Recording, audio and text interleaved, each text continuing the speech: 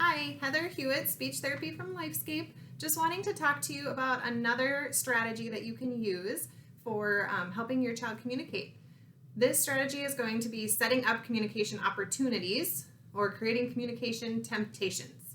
So when we want someone to learn to communicate, we have to make sure they're interested, they're motivated, that they want to communicate with you about something.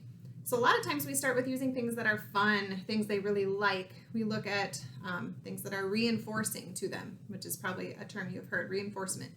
So we want to find things that they like. I grabbed a couple of things here today, a ball, the pig with coins, and a book. Those might be a couple examples. One thing that you would want to try to do is create an opportunity for them to request those. So that might look like putting these things in a spot that isn't easy for the child to get. Of course, we want our kids to have free time, have leisure time. They can pick and choose what they want, but sometimes we have to set it up so that they have to ask us for what they want. That would mean I might put some of these things up high on a shelf, and so the kid can see them, but they can't just run up and grab them. They have to tell us that they want them. I put them on a shelf. You could put them in a box, like a clear tote would be awesome.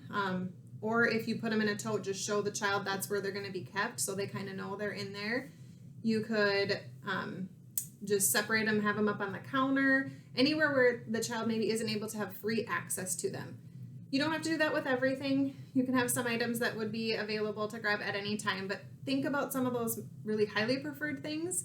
They could be up and out of reach, and then they could be a great opportunity. That would create a great opportunity for them to want to request them.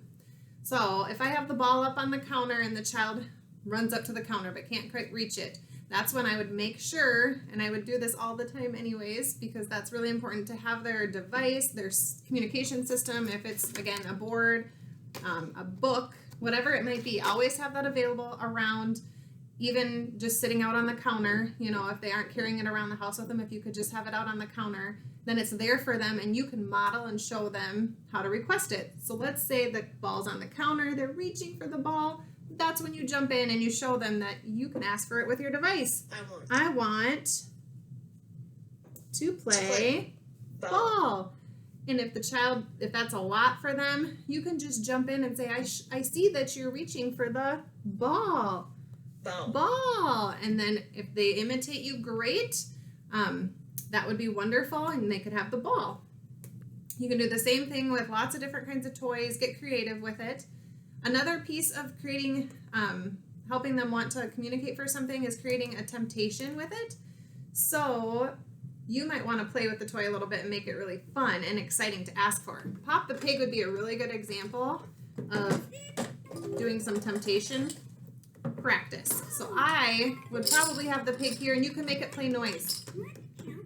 And that might be really exciting, and it might make it fun and something that the kiddo wants to ask for. And they might go right in and find their animal page, or you can help them with this, animals and farm, and they might say pig. And I would say, yeah, you got the pig, but I wouldn't give them all of the pieces. I'd probably just give them one. And so they'd have a turn, put that in, and then that was their one turn. But I'm going to do a temptation, make it look enticing to keep playing with it. I might kind of play with coins myself. I might pretend to put them in. I might play some more music. And that is making it fun and exciting, and it might help entice the child to want to ask for it again. So they're going to get more and more practice requesting. So they might go in again, and I give them just one more. You could do that with lots of different toys, lots of different items. You can do some of this with food too, although you don't want to do it during all of your meals. But if there's a favorite snack, you can just give them little pieces of it and show them the item and wait and see if they want to ask for some more of it. Have it available, have it not within reach, but available for them to see. And they could maybe have an opportunity to request it again. As much practice as we can build in, the better. You can do lots of modeling again, touching the picture while you talk. That would be great, and your child will get lots of practice. Thank you.